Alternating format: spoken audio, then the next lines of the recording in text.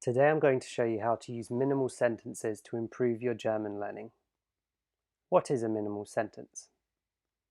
A minimal sentence is the simplest sentence that demonstrates a piece of language in context with the goal of facilitating learning. This isn't an official definition, it's just one that I made up. Say we have something like sich auf etwas freuen, which means to look forward to something. This is the form you would find in a dictionary or on a vocabulary list. And while it's accurate, it doesn't really lend itself to learning because it's not something that someone would actually say. But we could convert this into a minimal sentence, which would look something like this. Ich freue mich auf die Party, which means I'm looking forward to the party, and is something that someone could conceivably say in real life. If you learn a sentence like this, ich freue mich auf die Party, instead of just learning sich auf etwas freuen, it's much more likely to actually go into your head and to be accessible when you want to use it because it's a natural sentence and it's something somebody actually says. So if you go on to Dictionaries, which is a dictionary that I highly recommend, and you look up look forward to, you'll find sich auf etwas freuen with all of the additional information. So it shows you which preposition to use, which cases to use, and so on. And it is accurate, but it suffers from the problem that I just described. So what I would usually do here is go onto another website like Lingui and look it up and find the example sentence. Now Lingui has a lot of really good example sentences. They're usually really short and easy to remember, which is why I like them. And the sentence here is freut sich auf seine Reise, which means he is looking forward to his trip. So this is the sentence that I would write down in my notebook or add to Anki instead of just sich auf etwas freuen. Another site you can use is the free dictionary. So the example sentence here is ich freue mich schon auf dich or ich freue mich auf dich, which means I'm looking forward to seeing you. Literally it just means I'm looking forward to you, but it means I'm looking forward to seeing you. Another place you can go is Wiktionary. So the sentence here is freut sich darüber, which means he's happy about it. Note that this is sich über etwas freuen, which means to be happy about something, and not sich auf etwas freuen, which means to look forward to something. It's important to make that distinction. So the sentence I would write down here is freut sich darüber. He's happy about it. Minimal sentences are great for learning how to use verbs correctly. Imagine we have the verb erinnern, which means remember. If you write it down like this, it's not wrong exactly, but it's pretty bad. A better way to do it would be to write this, because it shows three common ways to use the verb. Sich erinnern, to remember, sich an etwas erinnern, to remember something, and jemanden an etwas erinnern, to remind someone of something. This is better, but it's not the best way. In my opinion, the best way would be something like this. Ich erinnere mich, I remember. Ich erinnere mich an die Party, I remember the party. Kannst du mich an den Termin erinnern? Can you remind me of the appointment?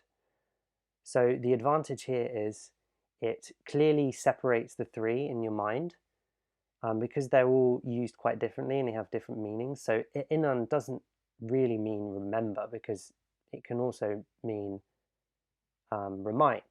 So just writing erinnern and remember is not very helpful. But if you've got these three sentences here, you can very easily see how it's actually used in real life, and yeah, it just makes it much easier to remember and makes your brain much more likely to be able to access the sentence quickly when you need it. So now I'm just going to show you some example sentences that I might write down, some minimal sentences. Ich stehe auf, I stand up. Steh auf, stand up. Ich helfe dir, I'll help you. Hilft uns? Will he help us? Siehst du das? Can you see that? Ich verstehe, I understand. Versteht Does he understand? Hörst du mich? Can you hear me? Hört ihr mich? Can you guys hear me? Ich mach das Fenster auf. I'll open the window. Ich habe dich gesehen. I've seen you. Or I saw you. Ich mag dich. I like you. Das sieht gut aus. That looks good. Hat es gesehen? Did he see it? Or has he seen it? Die Katze ist hier. The cat is here. Woran denkst du? What are you thinking about? Ich denke an dich. I'm thinking about you. Wir fahren mit dem Zug. We're taking the train. Sie hat zwei Blumen. She has two flowers. Die Katze frisst einen Fisch. The cat is eating a fish. Was denkst du? What are you thinking? Haben wir Zeit? Do we have time? So these are some minimal sentences that I might write down in a vocabulary book, or I might add them to Anki. And I would also write different variations of them. So if we look at the one at the bottom, haben wir Zeit, I could write down hat er Zeit, does he have time? Hast du Zeit? Do you have time? Habe ich Zeit? Do I have time? And this just helps your brain to access the different variations more quickly. And they're very low stress. So if you read these in your vocab book or you've got flashcards with them on, they're not going to tire you out. You can just quickly look at them and remind yourself of them, and it just takes a couple of seconds, and it's quite fun because you can write some like funny ones down, whatever. And it just makes the learning really easy compared to looking at infinitive forms or really complex examples or grammar rules, which aren't very natural because language is like this in real life. It's just very basic day-to-day sentences. So that's why I like them.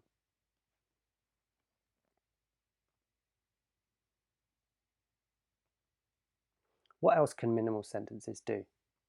So if we have a sentence like Ich freue mich auf den Urlaub, what I like to do is replace one of the parts with a different word.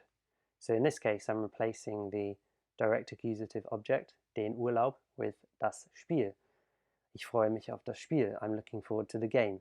Or I could replace it with die Party. Ich freue mich auf die Party. I'm looking forward to the party. Or I could change the person. Er freut sich auf die Party. He's looking forward to the party. Du freust dich auf die Party. You're looking forward to the party. Freust du dich auf die Party? Are you looking forward to the party? Freust du dich nicht auf die Party? Aren't you looking forward to the party? So by doing this, it helps your brain to see the exact function of different parts of the sentence and what changing one part of the sentence, what effect that has on the meaning. And it really helps your brain to like understand what's happening in the sentence and how it actually works. And it helps you to access things more quickly. So if you've run through all of these and your brain knows how this kind of construction works, and then a situation occurs where you want to say, we're looking forward to the party, you know that it's going to be a variation of Ich freue mich auf die Party, but you'll just replace Ich freue mich with Wir freuen uns auf die Party. I hope that makes sense. Another example, ich erinnere mich an letztes Mal, I remember last time. Ich erinnere mich an letzte Woche, I remember last week. Erinnert er sich an letzte Woche? Does he remember last week? Erinnert er sich an uns? Does he remember us? Erinnert sie sich an uns? Does she remember us? Sie hat mich daran erinnert. She reminded me of it. Ich habe sie daran erinnert. I reminded her of it. Ich werde sie daran erinnern. I will remind her of it. So let's take a look at 4 more examples. Here are some verbs with prepositions. So there's auf jemanden warten, to wait for somebody, von etwas träumen, to dream about something, mit jemandem telefonieren, to talk on the phone with someone, an etwas glauben, to believe in something. And minimal sentences that I might make from these would be Ich warte am Bahnhof auf dich, I'm waiting for you at the station, or I'll wait for you at the station. Ich träume von einem Urlaub am Meer, I'm dreaming of a holiday by the sea. Ich habe mit meinem Bruder telefoniert. I spoke to my brother on the phone. Ich glaube nicht an Wunder. I don't believe in miracles. So, as you can see, imagine you've got the first 4 examples written in your vocab book. You just look at it and your brain's like, I don't want to remember that. Like, it doesn't really sink in. Whereas if you've got some nice little example sentences like that and you can actually imagine a situation where someone might say that, it just goes into your head much more easily. And if you then do the thing I showed you on the last page with exchanging different parts of the sentence, it makes you really understand how it works, and it means you can access the real sentences that you would need really quickly. Because if you just remember mit jemandem telefonieren and you don't remember ich telefoniere mit dir or ich habe mit meinem Bruder telefoniert, then you're going to have to like consciously process it before you even say anything. Whereas if you've got the sentence there already, ich habe mit meinem Bruder telefoniert, you know, like you can use it immediately without really thinking. I hope that makes sense. So to summarize, minimal sentences are a great way to learn grammar. They're good for boosting fluency. They help you learn how to use verbs correctly. They help you practice different verb forms. They're a very natural way to learn, and they're much more intuitive than learning grammar rules. Oh, and they're fun and easy too. If you found this video useful, you can go to learngerman.io, where I've got a lot of articles about German. You can follow me on Instagram, or you can leave a comment and I'll try to answer any questions you might have. Thanks.